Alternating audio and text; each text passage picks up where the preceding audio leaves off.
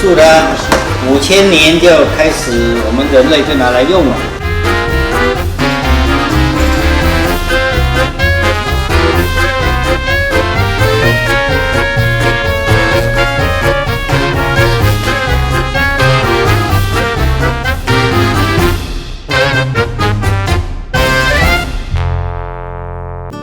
哇，台北神秘金三角，这个你说大开眼界呢？其实对没有来过的人呢，会真的是觉得他大开眼界啊。那对走遍世界各地的人呢，应该是会有另类眼光。现在我们将前往山上人家啊，什么叫做山上人家呢？山上人家其实是一个台湾人在一个高区内底设置的一个民宿啊。那这个我刚刚有提到说呢，从这个民宿呢慢慢转化经营呢，变成这一个饭店哦。起码还得苦应呢，盛行这个小型的饭店嘛。那这个饭店呢，嘛是由这个台湾人哦来当下经营的哈。我几乎呢100%，会使讲到起码100%哈，有来到台北都有去因兜住哦。第一啦，捧台湾人的场啊哈。第二啊，这个山上人家的饭店不是讲吼真豪华，但是呢，它是唯一可以体会到泰北清迈少数民族的一个地方。近年来，泰国政府呢，在泰国北部呢做了很多的这个旅游观光的方式，那包括是夜宿少数民族的家庭啊，或者是与少数民族共餐外呢。还可以有少数民族的青年呢，带领参观附近的这个名胜古迹。在泰国政府的各村庄的自由经济推测之下呢，慢慢的出现了这一项服务哈。那所以当泰国呢，政府它推展了这种少数民族，而这种少数民族的旅游，目前嘛是但旅游市场来的呢，算是比较具有特色性的哈。那现在越来越多的旅游观光客，这一艘是敞篷船哦，刚刚那个还有盖子哈。那其实这个叫什么？在台北来讲呢，你偶尔去这个体会一下少数民族的风光，虽然它不是很便捷，但是我觉得呢，这就是旅游真正的核心价值啊哈。如果旅游哦，旅游分2种了哈，这种人是给你宽便便哈所谓一切假喝大喝哈，出去好像皇帝一样哈。这种旅游是有的啊，那另外一种旅游呢，就是增长了你的见闻知识，有时候稍微有一点点的冒险，稍微有一点点的那个克难啊，这种风险嘛是有哈。那在这个山上人家呢，他是可以选择坐 bus 过去，也可以选择呢什么？选择坐船过去。那坐船过去当然是一种体会啦啊。但是你很奇怪了，那大家的行李呢？大家的行李在哪？大家的行李呢，就是从陆路走，因为它路上还是有巴士可以过去，但那个路上不是很好所以就从陆路走过去这一个我们今天要住的这个饭店啊。虽然几乎我们推了大概有6-7团以上的台北行程了，大部分都会来到这个台北这个山上人家去住上一晚很多人觉得没什么呢，其实我觉得还不错，旅游的体验有时候呢，就是在这么平凡当中创造出来的感受。旅游有分很多种形式不一样有的人荡出来的呢，全身不对劲遐哀遐嗨那有人一出去以后呢，奇怪，所有的病痛都好起来开始会走会跳会飞为什么？因为人懒散他们出来的安尼遐热遐暖出门在外，都把卡来噗一下的走去别个样，很少体会到大自然的风情。那我觉得在旅游上面来讲呢，在这一点就是还蛮不错的我觉得为什么？因为它可以让你走走看看。很多人想一想有时候你自己想一想，自己了解一下看看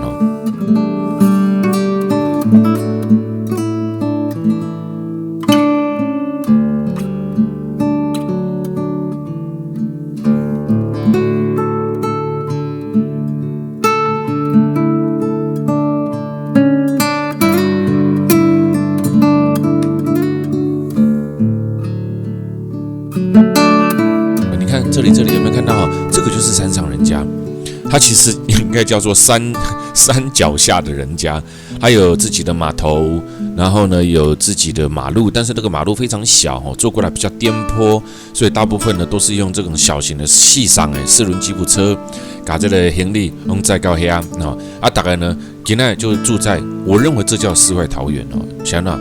与世无争，无电视，无冷气。有人感觉讲，这像没来啊那拄着行路较歹有的较笨蛋的讲，这像要爬起哩啊我忝死啊不爱来啊那像这种型的人呢，还是可以旅游，但是你选择的旅游是什么你选择的旅游就必须要是什么？这个假喝大喝龙门行路真的也有这种行程就是比较舒服的没有探险的，几乎都是豪华型的这种旅游比较适合你。喜欢稍微具有一些探勘冒险活动的，你可以在旅游上面得到更多的满足，更大的收获。所以你看，同样在公园发呆我们可以坐在这个山上人家度假山庄的这个湖边发呆，然后呢，面对到来自于全台湾各地不同的朋友们，从台北、花莲、宜兰、台东、高雄、台中、台南、新竹、桃园等等住在一起到了这个年纪。你看，可以认识到来自全台湾各地不同的朋友在国外相遇，聊一聊，大家感情还不错，下一次再约着一起出来。有的单身来的聊一聊，嘿嘿，不是结婚聊一聊，反而变成好朋友。下一次单身就变成了有伴了大家约着一起出来，不管是男生女生，这是一个非常好的联谊跟交流。而且呢，我常觉得会看我们节目的人，然后呢可以认同我们的人，就是说大家的这一种怎么说，这种认知跟交集呢就不会差太远，所以大家来的这一种我们常讲的那个族群就会很接近。大家有一些观念，因为经由电视的交流，大家每天收看我们的节目，然后认同了，然后大家一起来，在很多的观念落差不是很大，旅游起来就很快乐，不会有人一直抱怨这个，不会有人一直抱怨那个，一下子抱怨这个房间怎么样，一下子抱怨那个，不太会。为什么？因为旅游有一点点的不方便是很正常，它毕竟没有家里面6星级的饭店来得舒服嘛，对不对？只要不要造成我们的生活困扰，那就是非常棒的旅游。这里是台北山上人家，我们现在已经到达了山上人家，所以呢，我们准备有萤火晚会，每一次都要举办的萤火晚会。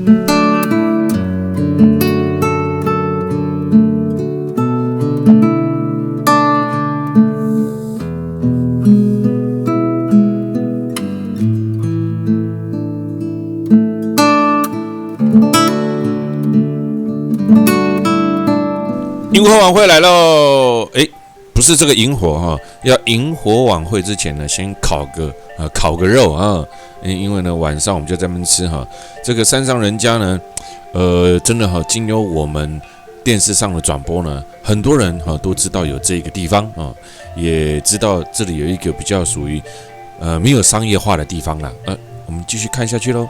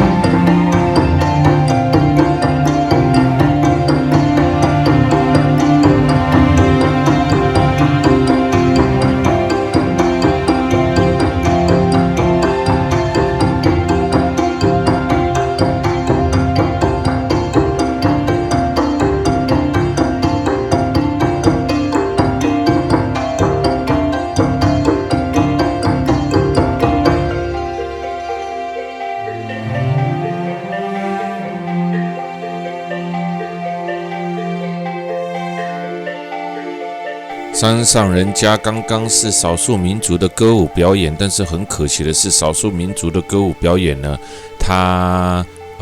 应该是说它并没有这个收到音啊，所以呢，我配了一些音乐。那现在呢，我们看完这个祈祷、跳舞又唱歌少数民族的这个活动之后呢，我们接下来呢准备做这个放天灯的祈福活动啊。这个放天灯呢，在台湾也是一个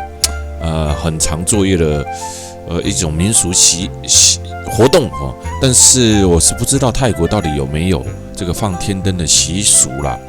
但是因为这里是台湾人经营的嘛，所以呢，在山上这一个没有经过这一种算是城市的这种干扰，放上这个天灯呢，更有别有一番风味啊。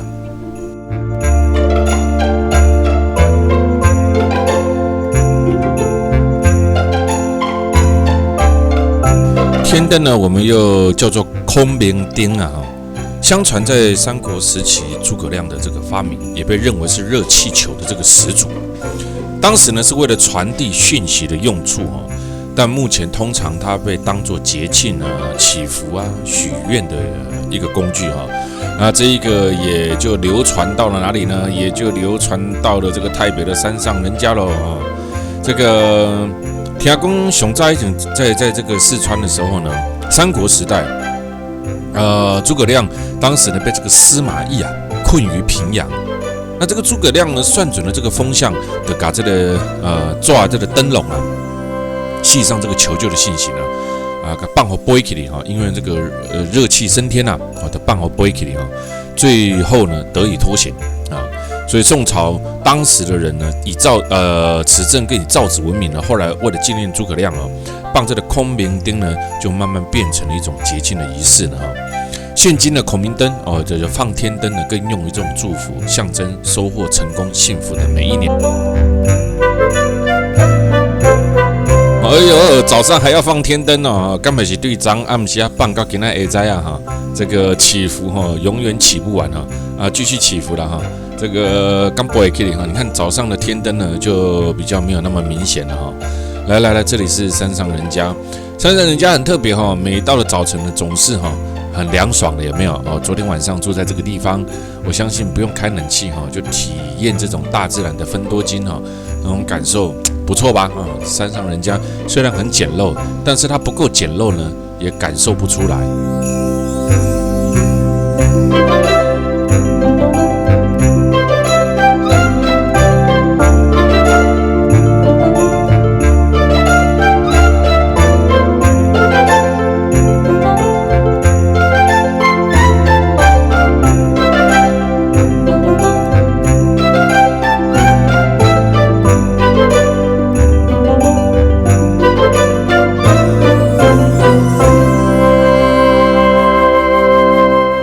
就会来到了这个缅甸非常有名泰缅边境，我们一定会来的玉佛寺啊。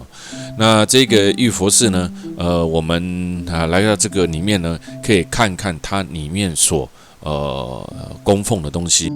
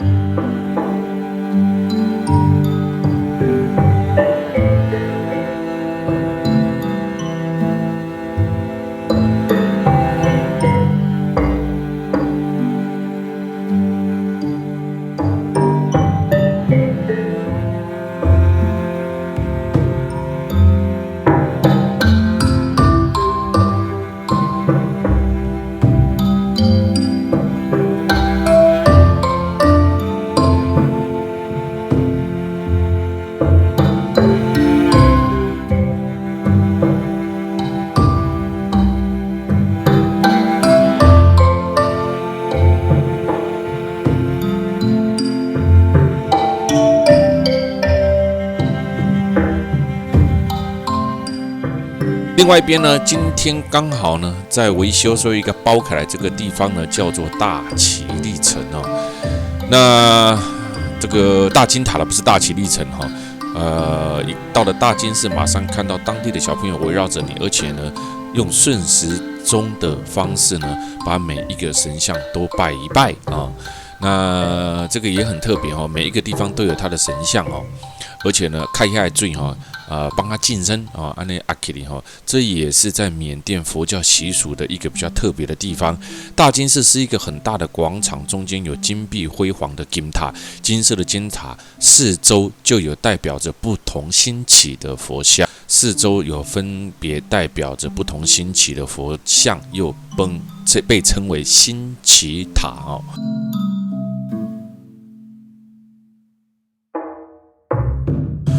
那这个还有呢，照片当中呢还有一个钟，现在就是那个钟，听说这个钟连敲了9下就可以带来一整年度的好运哦。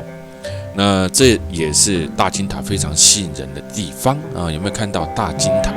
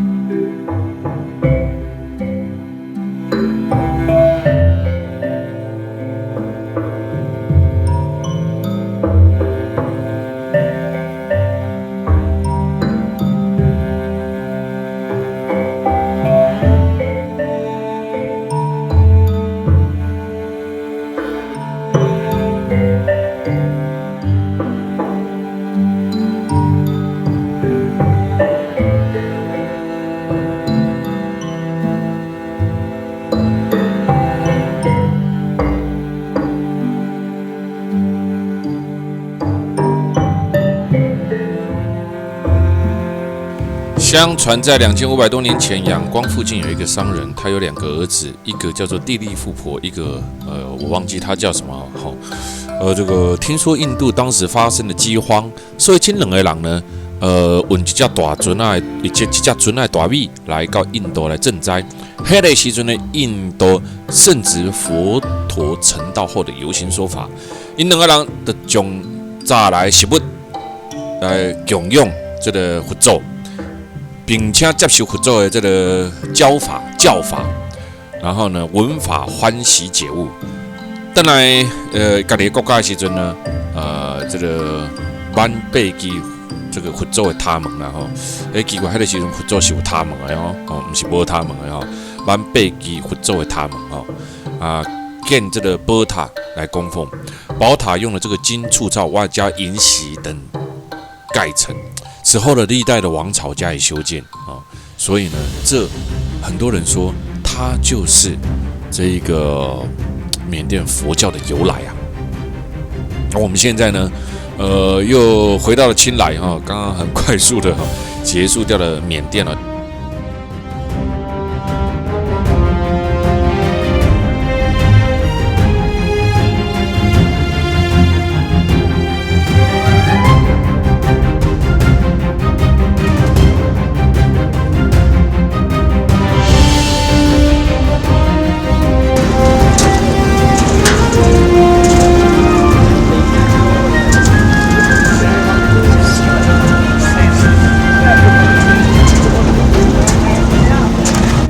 金三角的毒品世界出名，金三角指的是哪里呢？金三角指的就是我们现在要来看到的这个地方。这个地方呢，几乎我们每一个团体来呢，都会来到这个地方看一下。金三角指的是泰国、缅甸、辽国三个国家交界的地方为中心。这个地方呢，每一年还是吸引了非常多的观光客来，因为这个地方呢，你说它恶名昭彰也好，你说它呢充满了神秘色彩也好，面积在几十万平方公里。呈三角形的外扩扩张，金三角因为是世界闻名的地方，有2个原因。挖到讲的，其中有一个是它出产的鸦片行销到全世界，占全球鸦片产量的80%以上，海拔真高，气候真爽真凉爽啊，真爽，那个雨量也充沛，所以呢，这里的土地呢最适合罂粟花的生长。另外一个是中华民国的游击队曾经在那边活跃，反攻进入云南过后，就是我们所谓的异域，那个93师吧，我没有记错的话，这里就是我们现在应该是中国当时的远征军第26军进入缅甸与日军作战，这是金三角初次有军队进入。然后呢，26军我记得当时他底下我应该没有记错，就是93师当时呢，攻夺了靠近泰北边境的缅甸的大其力城。那个当时的泰国虽然中立，但私底下却靠了日军，所以泰军在日军的威胁之下呢，对93军呢展开了攻击。泰军被打败，退回泰国。后来所有进入金三角地区的中国军队，当时留在了那边。国民政府撤退了，就把那个地方叫做泰北的孤军无论是泰国啦，还是民间啦，还是咱台湾，拢以93师，所以这是金三角它有名的地方。安尼了解吼？所以呢，咱今嘛来到这个所在，相信没来过嘛，听过伊的名。那我们现在呢，坐的这个船也是在这一个湄公河上面泰缅辽三国的边区交通连贯起来，使得山区盛产的鸦片呢，很容易运到外界，因为是3个国家。因为是3个国家在这边，在鸦片贵如金的社会，今嘛来看了，这个地方呢，简直比产金子还要重要所以呢，东西泰国、缅甸、辽国的交界处，一大片的土地，所有的人嘛都改叫做金三角了那当中的孤军，虽然当时93是因为缅甸政府向联合国控诉占领了缅甸的国土，但是国际压力之下呢，现在他们还是留在那个地方那当时活跃于金三角的3位大毒枭都是云南人那其中最赫赫有名的就是我们所知道的坤沙他一度呢要搞独立搞独立就是搞起自己的国就对了那这个捍卫自己的毒品王国那第3位的毒品大王也是新的新的毒王叫做魏小刚他把这个罂粟花的毒品呢，搞得更多样化着手呢，变成了胶囊式的药丸服用之后呢，听讲过了刚拢没有什么困所以泰国人呢，各个叫做逍遥这假毒绝对是不好的只是我们在这边呢，特别因为来到金三角，总是要了解当地的情况那他们呢？也被称为世界上最危险的3大农夫，因为这3个人呢，都种植了这3个来自于云南的人呢，都是种植最毒的有毒物品那这个后来，泰国的新任的总理上任之后呢，大量扫毒在泰国境内的毒品目前从金三角流出的毒品呢，跟往常在坤沙时代来比呢，已经很少了所以呢，它的罂粟花田呢，慢慢的也改种成茶叶或其他农作了。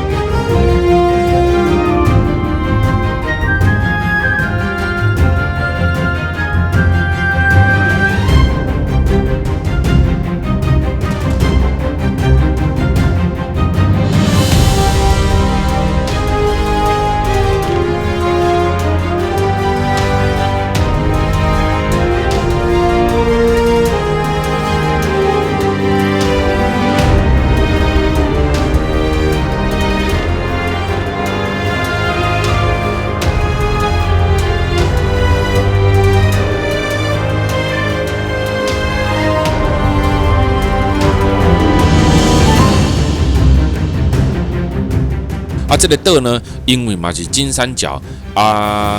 变成功，这个所在即马拢是中国大陆来甲投资来甲开发哦。先啊吼，这个像咱台湾先要援助这个陆高的国家小港哦。第一，咱要邦交嘛。第二是啥货呢？因为这陆高的国家，你甲投资落的时阵呢，你会使得到啥？哎呦，有啥，我听看慢你讲啥？还是因为木棉岛而种木棉？不是，它本来就有，本来就叫来哦，头前有讲到吼，讲到啥？讲到这个先有当时咱要投资这个较落后的国家哦，除了取得邦交之外呢，还有一个就是这些国家其实也有时候拥有一些资源。中国大陆现在极其大力的开发这种比较所谓未开发的国家，或者是比较落后的国家，可以取得他们当地的资源，因为这里面很多的建设、很多的做法、很多的工程东西你做，当然这个国家就需要依赖你。到时候呢，你取得这个国家的资源呢，就会比其他的人取得的还要多一点。那辽国现在也是一样哈。虽然我们踏上了这块土地没什么，但是这一块土地也因为在金三角这个边界所在，所以今嘛愈来愈在观光客哈，拢会坐船来到家，算是另类的一种踏上国土的旅游。这里所在呢，在金三角哈，这个在这个区块呢，盛产的是罂粟花，在缅甸、辽国这个泰国交界地区呢，有一个金三角哈，那在这里呢。当时透过这个军阀啦、毒枭啦，制造这个阿品、海洛因毒品啊，那世界上各有其他的所在，阿富汗、伊朗、巴基斯坦包括哥伦比亚、南美的这个哥伦比亚、委内瑞拉这个所在呢是世界三大毒品的这个来源拢是真落的所在金三角当时曾经是世界上上大的阿品、海洛因毒品产地今嘛无遐济今嘛无遐济今嘛一定转型农业转型这个米这个青菜啦、甘蔗啦那今嘛咱来到这个所在呢，叫做木棉岛这个所在呢很简单木棉岛生产什么？生产这个木棉花啦生产木棉花。那现在这个地方呢，也被称为叫做金三角的经济特区，经过辽国中央批准他们家成立的经济特区。你看到这个地方呢没什么，怎么会有经济特区呢？因为中国人来到这个地方给你盖赌场那你要盖不那中国人你说呢？那自己的国家澳门好好的不赌，赌到别的地方，哎呀，这个就不同了各有各不同的赌法玩就是这样，而且中国人多全部都挤到澳门去嘛，买 K 出来，钉出来，站到海上面去，太多人了，所以呢，当然要多开发几个可以赌博的地方。那这个地方呢，被辽国视为实行改革开放政策的样板所以呢，加在厂商拢当家设厂开发商拢当这个特区经济管理方面呢，被赋予了很高的权限，所以当这个所在呢，也就出现了另外一个叫做经济特区，而这个地方呢，出产的也就是木棉花，只是我们现在当然不是看木棉花啦因为这个地方呢，除了这一个让观光客比较好走，出去外面那个路况就不是来的那么好啦。那这个地方呢，从商店一两家、两三家，越来越多家，到现在呢，哇，我觉得已经变成了算是比辽国里面某一些地方还要热闹的地方还要热闹的区块那也就是因为观光客带领了这边带领了这个区块，这个就是这一次的金三角。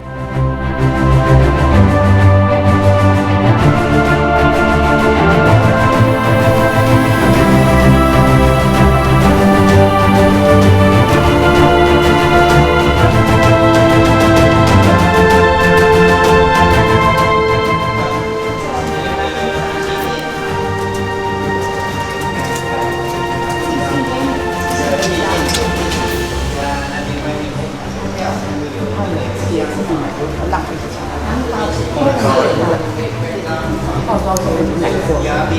罂粟花了，以前在清迈的高山上就是这样的，现在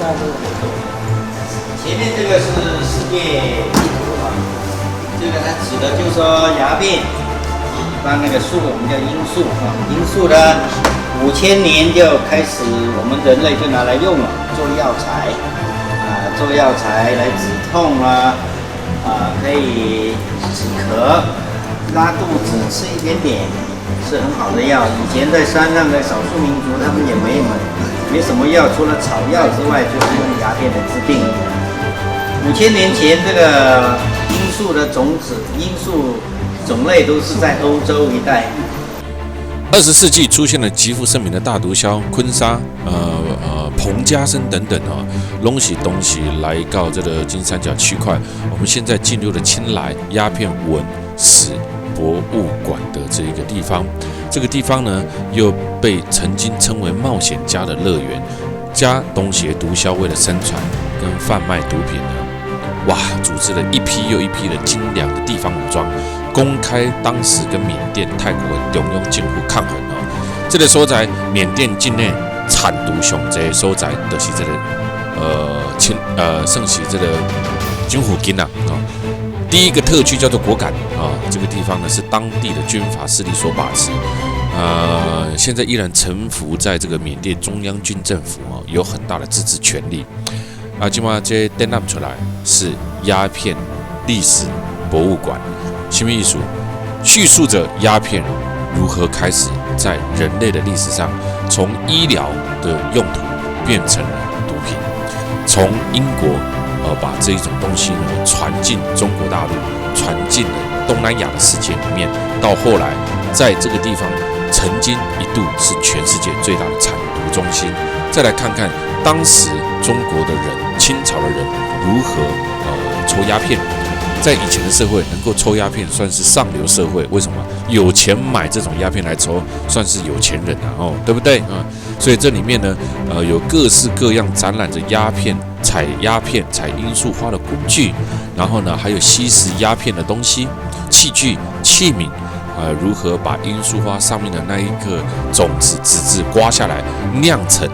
这个鸦片的制造过程。这些呢，你说好还是不好？不，我觉得呢，不要因为它是毒而不去看它。就像在荷兰的红灯区，不要因为它是红灯区而不去了解它。我觉得任何的事情去逃避它，这个问题是不会解决的。所以，把这种东西变成一个博物馆是一个非常好的事情它可以让人们知道如何在以前的社会制作鸦片，而鸦片是一个多么不好的东西。我感觉这种物件呢，是会使展览出来，让所有人了解。一直以来，华人世界有一种呢，对于禁忌的话题呢视而不见，对禁忌的话题呢当作不存在。当你去谈论禁忌话题的时候呢，通常都会招来异样的眼光。但我觉得这个观念必须得改。禁忌的话题，我们要去正视它，去面对它，我们就可以得到更正面的、更深层的一些回复。这里是金三角，这里也是缅甸的鸦片文史博物馆。这里地区贩毒的海洛因曾经占世界总量的60%到70%。这里所在海洛因的年产能力呢，足以满足全球海洛因消费达到2年的需求。但是起码它已经没有那么大了，但这也是一个好事。现在我们来到的是鸦片文史博物馆。